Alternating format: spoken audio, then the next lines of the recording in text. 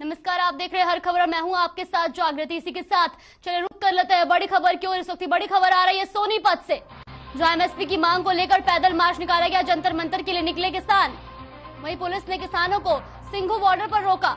सोनीपत किसानों ने पैदल मार्च शुरू कर दिया है, जहां किसानों ने सोनीपत में पैदल मार्च शुरू किया। वही एमएसपी की मांग को लेकर ये पैदल मार्च किया जा रहा है। आपको बता दें कि जंतर मंतर के लिए निकले हैं किसान। पुलिस ने किसानों को सिंघू बॉर्डर पर रोका। तो बड़ी और अहम जानकारी, जहां सोनीपत में किसानों ने पैदल मार्च शुरू कर दिया है। वही एमएसपी की मांग को लेकर ये पैदल मार्च किया जा रहा है। आपको बता दें कि जंतर मंतर के लिए किसान निकले हैं। वहीं पुलिस ने किसानों को सिंघू बॉर्डर पर रोका है।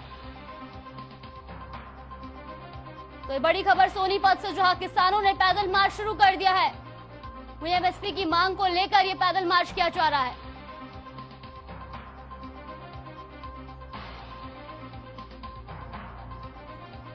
वहीं इसी खबर पर हमारे साथ सोनीपत से लाजपत जुड़ गए हैं। जी लाजपत, क्या कुछ जानकारी इस वक्त मिल रही है? जी बिल्कुल, देखिए एमएसपी को मांग को लेकर कुछ किसान जो है सिंघू बॉर्डर पर जो आंदोलन जब से गया था, तो उसमें कुछ 20-25 जो किसान है वो बैठे हुए थे, जिसको लेकर आज दिल्ली के लिए कूच के लिए उन्होंने तैयारी की। क्योंकि एमएसपी की जो मांग है उसको लेकर जब दिल्ली की तरफ कूच करने की तैयारी की गई, तो दिल्ली पुलिस की तरफ से धारा 144 जो लगाई गई है। और अभी जो है खींचातानी जबरदस्त है, क्योंकि अभी जो किसान दिल्ली की तरफ जाने का प्रयास कर रहे हैं, लेकिन दिल्ली पुलिस प्रशासन जो है पूरी हाई अलर्ट में है। और हाई अलर्ट के दौरान जो आसपास की दुकानें थी उनको बंद करवा दिया गया है। जो आसपास में जो दुकानों की रेडी लगी हुई थी उनको हटवा दिया गया है। जो ऑटो थे उनको हटवा दिया गया है। अब पैनी नजर है कि ये दिल्ली के अंदर किसी भी तरीके से ना घुस पाए।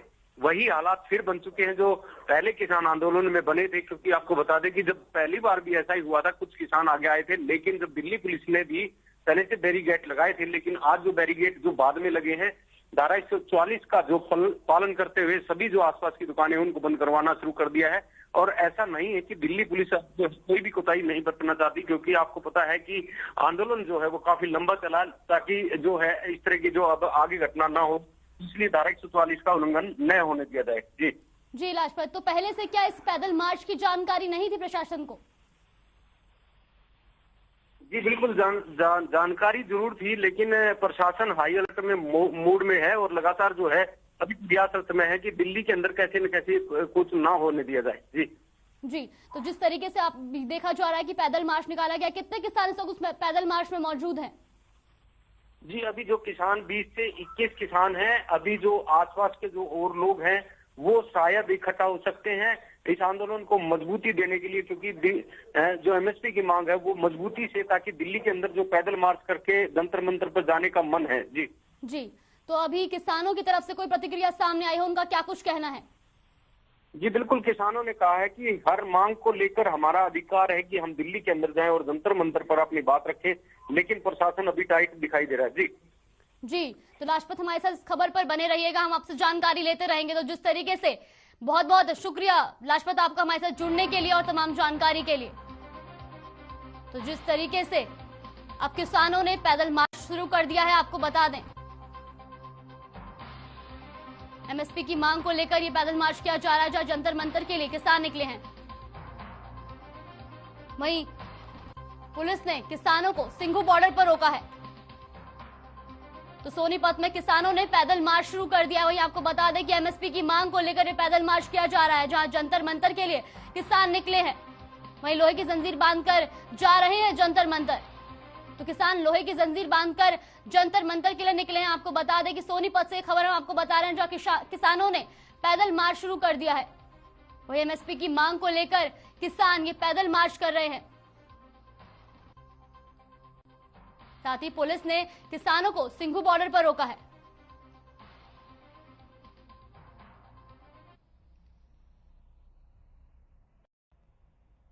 वहीं महात्मा गांधी की आज 74वीं पुण्यतिथि है। इस मौके पर पीएम मोदी ने राजघाट पर पहुंचकर राष्ट्रपिता महात्मा गांधी को श्रद्धांजलि दी। वहीं राष्ट्रपति रामनाथ कोविंद ने भी महात्मा गांधी को श्रद्धांजलि दी। वहीं केंद्रीय गृह मंत्री अमित शाह ने भी उन्हें श्रद्धांजलि अर्पित की। तो ये तस्वीरें आप देख सकते हैं, जहां महात्मा गांधी की आज 74वीं पुण्यतिथि है। इस मौके पर पीएम मोदी ने राजघाट पर पहुंचकर राष्ट्रपिता महात्मा गांधी को श्रद्धांजलि दी। तो ये दो तस्वीरें आप देख सकते हैं जहां राष्ट्रपति ने बापू को श्रद्धांजलि दी, साथ ही प्रधानमंत्री नरेंद्र मोदी ने भी बापू को नमन किया।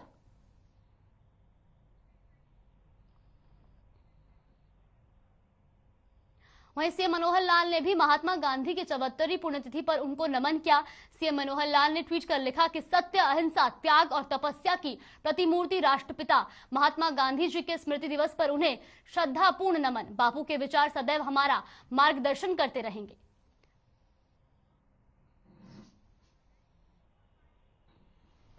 वहीं सीएम मनोहर लाल ने भी महात्मा गांधी की पुण्यतिथि पर उनको नमन किया। साथ ही सीएम मनोहर लाल ने ट्वीट कर लिखा कि सत्य, अहिंसा, त्याग और तपस्या की प्रतिमूर्ति राष्ट्रपिता महात्मा गांधी जी के स्मृति दिवस पर उन्हें श्रद्धापूर्ण नमन। बापू के विचार सदैव हमारा मार्गदर्शन करते रहेंगे।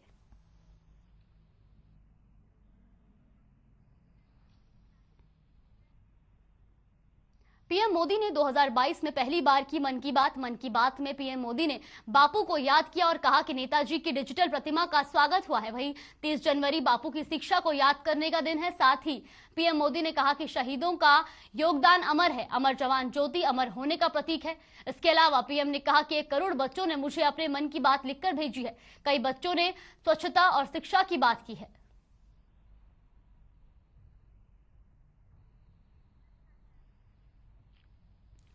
तो 2022 में प्रधानमंत्री नरेंद्र मोदी ने पहली बार मन की बात की। वहीं मन की बात में पीएम मोदी ने बापू को याद किया और कहा कि नेताजी की डिजिटल प्रतिमा का स्वागत हुआ। वहीं 30 जनवरी बापू की शिक्षा को याद करने का दिन है। साथ ही पीएम मोदी ने कहा कि शहीदों का योगदान अमर है, अमर जवान ज्योति अमर होने का प्रतीक है। इसके अलावा पीएम ने कहा कि 1 करोड़ बच्चों ने मुझे अपने मन की बात लिखकर भेजी है। कई बच्चों ने स्वच्छता और शिक्षा की बात की है। तो 2022 में पीएम मोदी ने पहली बार की मन की बात। वहीं मन की बात में पीएम मोदी ने बापू को याद किया और कहा कि नेताजी की डिजिटल प्रतिमा का स्वागत हुआ। 30 जनवरी बापू की शिक्षा को याद करने का दिन है। साथ ही पीएम मोदी ने कहा कि शहीदों का योगदान अमर है और अमर ज्योति अमर होने का प्रतीक है।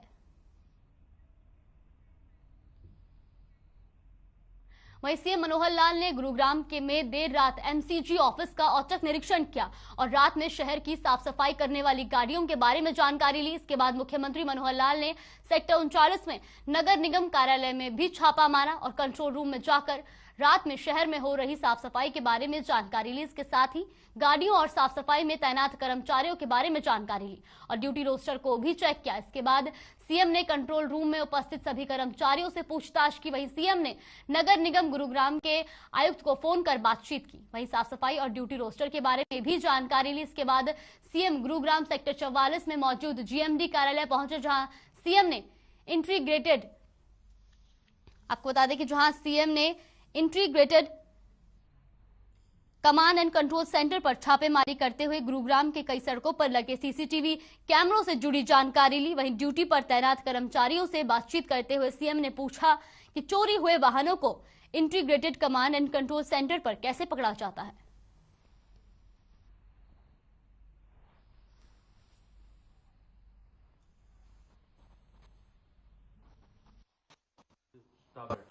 देखिए, आज चूंकि मैं गुरुग्राम में यहाँ रात को रुकने वाला हूँ और जब मुझे ध्यान में आया कि कौन सी ऐसी सर्विसेज हैं जो डे एंड नाइट चलती हैं, तो उसमें किसी न किसी का औचक निरीक्षण किया जाए। जीएमडी ऑफिस में जो हमारा ICCC जो कंट्रोल सेंटर है, इस कंट्रोल सेंटर में खास करके जो ट्रैफिक की मूवमेंट वो ध्यान रखी जाती है सीसीटीवी कैमराज के माध्यम से। लगभग 200 सीसीटीवी कैमराज वो एक्टिवली काम कर रहे हैं। मैंने जाके देखा है तो उसके अंदर जो खास करके ऐसी गाड़ियां, थेफ्ट की गाड़ियां हैं जिनकी तलाश पुलिस को है, तो आज दिन भर में बताया गया है कि 32 गाड़ियां उन्होंने ट्रैक की हैं और 32 गाड़ियों की इन्फॉर्मेशन वीटी के द्वारा पूरे गुड़गांव में दी गई है। अब इसकी जानकारी मिलेगी कि उस 32 में से कितनी गाड़ियां उन्होंने पकड़ी हैं, इसकी जानकारी मुझे मिल जाएगी। लेकिन एक संतोषजनक बात यह निकली है कि ऐसी गाड़ियों की डिटेक्शन कम से कम हो गई है, और ये अगर डिटेक्ट होती हैं, पकड़ी जाती हैं, तो जो थेफ्ट की गाड़ियां कहीं से न निकलें, ये विषय ध्यान में आया है। आज मैंने एक दूसरा सुझाव भी दिया है कि फेस रिकॉग्निशन का एक सिस्टम भी इसमें ICCC में करनाल में उसको शुरू कर दिया हमने, गुरुग्राम में भी शुरू नहीं हुआ है। तो फेस रिकॉग्निशन में कोई भी संदिग्ध व्यक्ति यदि दिन भर में घूमते हुए कहीं भी कैमरे के सामने आएगा तो उसकी पहचान करके उसकी भी इन्फॉर्मेशन दी जा सकती है ताकि उसको पकड़ा जा सके। देखिए, आज चूंकि मैं गुरुग्राम में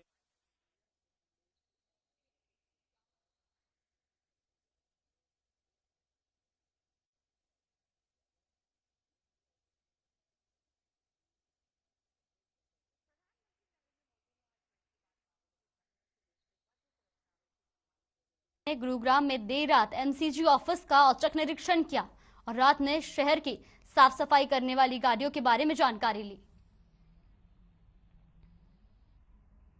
वहीं 1 फरवरी को केंद्र सरकार 2022 का बजट पेश करेगी। संसद में वित्त मंत्री निर्मला सीतारमण बजट पेश करेंगी। वहीं आम बजट को लेकर लोगों को कई सारी उम्मीदें हैं। इसी को लेकर यमुनानगर की जनता का क्या कुछ कहना है, आइए आपको सुनवाते हैं। केंद्रीय बजट में ये सब करते हैं कि एक तो यहाँ महंगाई कम होनी चाहिए, बजट जो गृहिणियों का बिगड़ चुका है वो बजट को कंट्रोल में करें। और ये बजट सिर्फ किचन का ही नहीं, मैं कहूंगी हर तरह से बजट जो बिगड़ चुका है, आप एजुकेशन डिपार्टमेंट में चले जाओ, आप किचन में चले जाओ, आप अदर कोई भी किसी भी स्ट्रम में चले जाओ तो वहीं दिखेगा आपको हर तरफ महंगाई, भ्रष्टाचार, यही चीजें रह गई हैं। और देखिए अब 134A के तहत बहुत से लोगों ने फॉर्म भरे हैं, बहुत से बच्चे फॉर्म भर के यही उम्मीद में थे कि कहीं ना कहीं हमारे बच्चों को कहीं अच्छे स्कूल में एडमिशन मिल जाएगा और हमारे जो अपना फीस का स्ट्रक्चर है वो कम हो जाएगा। पर नहीं, 134A के तहत भी बहुत हंगामे, हर स्कूल में हंगामे हुए हैं। कहीं बच्चों को कोई रियायत नहीं मिली है, कहीं बच्चों को कोई एडमिशन नहीं मिले हैं। स्कूल वालों के पास अगर पेरेंट्स जा रहे हैं तो स्कूल वाले बोल रहे हैं कि हमारे पास कोई नोटिस नहीं आया है, हम लोग अभी कुछ नहीं कर सकते हैं। तो ये कब तक गवर्नमेंट ऐसे मतलब ये इस टाइम जनता को बहका रही है गवर्नमेंट मेरे हिसाब से। और जनता हर तरफ से परेशान है, इस परेशानी को दूर की जाए और जनता की सुनी जाए। बजट में हम यही अपील करेंगे, सारी लेडीज हैं आज हमारे मोहल्ले की, हमारे साथ हैं, और सभी की एक ही अपील है कि हर तरह से जो महंगाई है उसको कंट्रोल में किया जाए, बजट को स्त्रियों के, गृहिणियों के अनुकूल किया जाए और एजुकेशन डिपार्टमेंट में भी ध्यान दिया जाए। हर तरफ से देखो, बजट तो बजट है, चाहे वो किसी भी लाइन में ले लो, हर जगह महंगाई है, हर जगह ये सब फैल रहा है। इसको कंट्रोल में करोगे तो जनता भी आप लोगों के साथ है, जनता आपसे कहीं भागी नहीं है। अगर आप इन फ्यूचर जनता से उम्मीद करते हो कि जनता सरकार के साथ हो तो जनता की भी तो सुनो। अगर जनता की सुनेंगे तो जनता ऑलवेज सरकार के साथ ही रहेगी। बजट आने वाला, केंद्रीय सरकार का बजट आने वाला है, तो मेरा ये मानना है कि केंद्रीय सरकार का बजट इस तरह से आना चाहिए कि हम गृहिणियों को देख करके सरकार को बजट बनाना चाहिए। आप ये देखिएगा किचन में कि सबसे पहले जो हमारी बेसिक नीड है वो किचन है। किचन का सिलेंडर है, दालें हैं और एक्स्ट्रा जो चीजें हैं हमारी, वो हमारा बजट इतना खराब हो जाता है, इतना बैलेंस हो जाता है कि हम अपने बच्चों के लिए कुछ पैसा बचा ही नहीं पाते। अब आप एजुकेशन को भी ले लो, एजुकेशन में फीसें अभी मैडम ने 134 की बात की है, तो मेरा मानना है अगर हमारे पास इतने पैसे बच जाए तो हमें 134 की तरफ देखना ही ना पड़े। मेरे विचार, आदमी के विचार अपने अपने होते हैं, तो मैं चाहती हूँ कि बजट ऐसा बनाया जाए कि गृहिणी के ऊपर लोड ना पड़े, वो खुशी खुशी अपने बच्चों की एजुकेशन पे पैसा अपनी इच्छा के अनुसार लगा सके और अपने भविष्य को सुखद बना सके। धन्यवाद। मेरे विचार में तो ये है कि जैसे बच्चों की एजुकेशन के लिए सरकार को सोचना चाहिए कि जहाँ पे बच्चे मतलब एक मीडियम मिडिल क्लास जो फैमिली का बच्चा है, वो एक मतलब उच्च वर्ग की स्टडी के लिए वो उसको सोचना पड़ता है। क्यों सोचना पड़ता है? हमारे बच्चे क्यों बाहर भाग रहे हैं? बाहर इसीलिए भाग रहे हैं क्योंकि यहाँ पे हमें फैसिलिटीज नहीं है। अगर फैसिलिटीज होंगी तो क्यों जाएंगे वो बाहर? वो बाहर नहीं जाएंगे।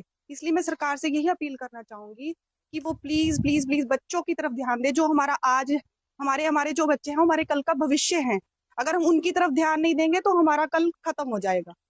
हमारे बच्चे पिछड़ गए तो हम बिल्कुल ही, हमारा समाज बिल्कुल ही पिछड़ा वर्ग बन जाएगा। एजुकेशन का तो बहुत ही बुरा हाल कर दिया है सरकार के, मतलब हम तो बहुत, we are not satisfied with this, मतलब बहुत बुरा हाल है। ओके सर, बस थैंक यू सर।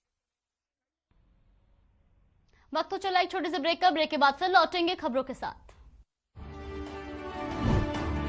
ब्रेक के बाद स्वागत है आपका। तो चले रुक कर लेते हैं खबरों की ओर, जहां जींद में आज किसानों की महापंचायत होगी, जिसमें कई किसान नेता शामिल होंगे। बता दें कि जींद के खड़कट में ये महापंचायत का आयोजन होगा, जिसमें किसानों पर दर्ज मुकदमे वापस न होने को लेकर चर्चा होगी। साथ ही किसानों को मुआवजा न मिलने पर भी चर्चा होगी।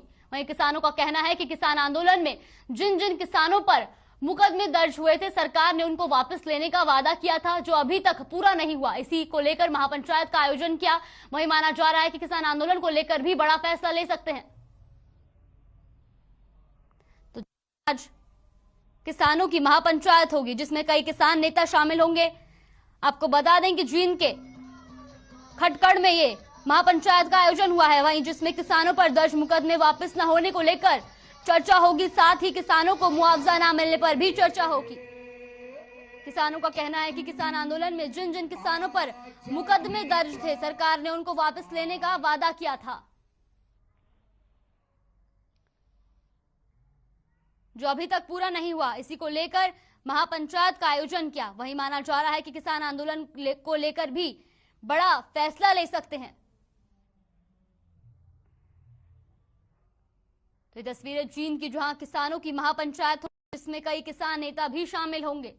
आपको बता दें कि जींद के खटकड़ में इस महापंचायत का आयोजन होगा, जिसमें किसानों पर दर्ज मुकदमे वापस न होने को लेकर चर्चा होगी। साथ ही किसानों को मुआवजा न मिलने पर भी चर्चा होगी। किसानों का कहना है कि किसान आंदोलन में जिन जिन किसानों पर मुकदमे दर्ज थे, सरकार ने उनको वापस लेने का वादा किया था, जो अभी तक पूरा नहीं हुआ। इसी को लेकर महापंचायत का आयोजन किया है। वहीं माना जा रहा है कि किसान आंदोलन को लेकर भी बड़ा फैसला ले सकते हैं।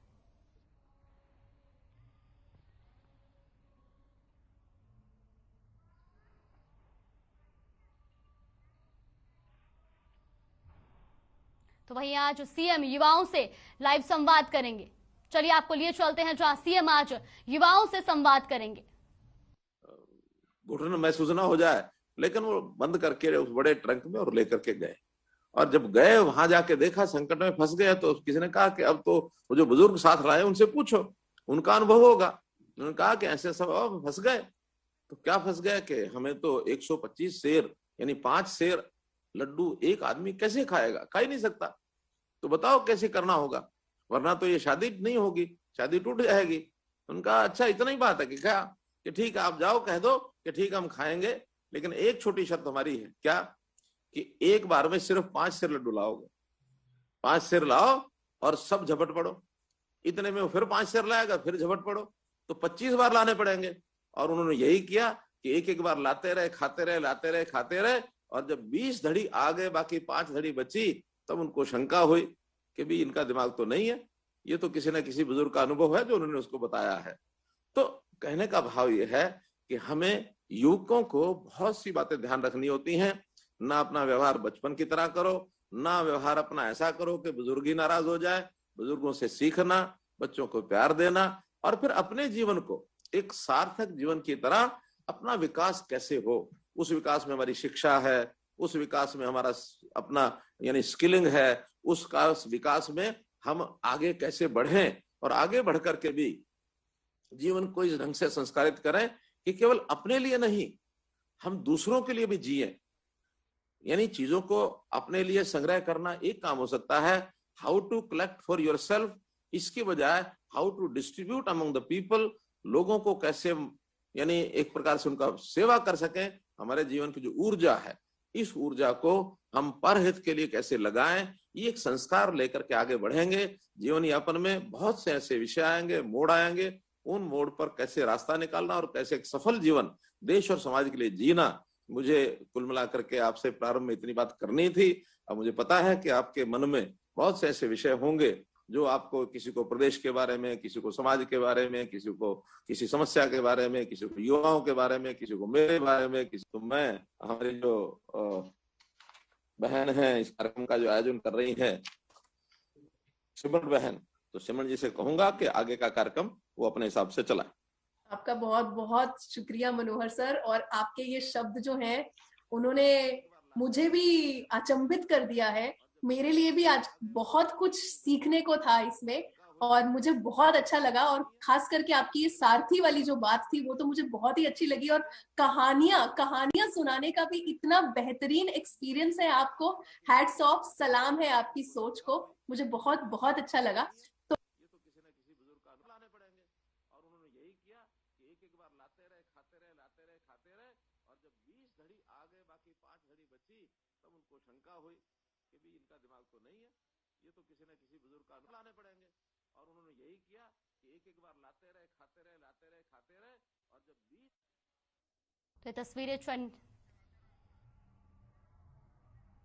तो ये तस्वीरें चंडीगढ़ से, जहां सीएम मनोहर लाल ने राइजिंग यूथ टॉक कार्यक्रम में शिरकत की।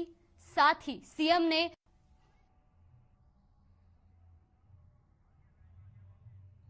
हरियाणा में होती है तो उसका समाधान पाने के लिए अपने लीडर के पास जाने की जद्दोजहद करने की जरूरत ही नहीं है।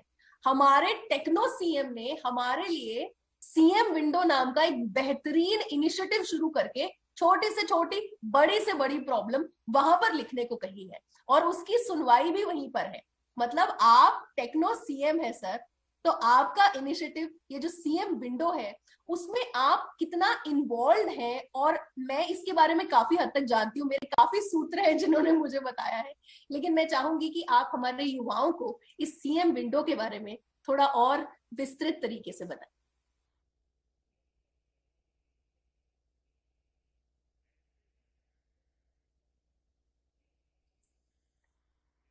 I think there is some technical error.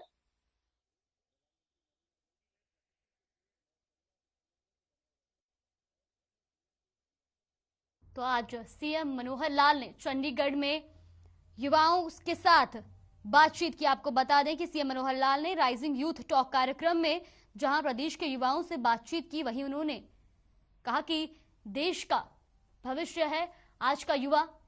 साथ ही उन्होंने युवाओं को और भी कई सारी चीजों पर बताया। प्रदेश के युवाओं से जहां सीएम ने वर्चुअली चर्चा की, वहीं राइजिंग यूथ टॉक कार्यक्रम के जरिए सीएम मनोहर लाल ने प्रदेश के युवाओं से संवाद किया।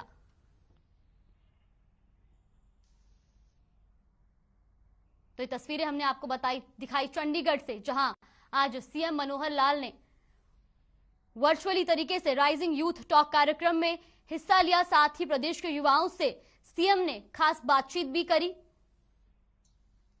इस बीच सीएम ने युवाओं को सफल जीवन के लिए भी कई सारी चीजें बताई, जहां सीएम मनोहर लाल ने कहा कि देश की दिशा, वहीं सीएम मनोहर लाल ने कहा कि देश के युवा की दिशा और दशा ठीक होनी चाहिए। तो राइजिंग यूथ टॉक कार्यक्रम के जरिए आज सीएम ने प्रदेश के युवाओं से बातचीत की।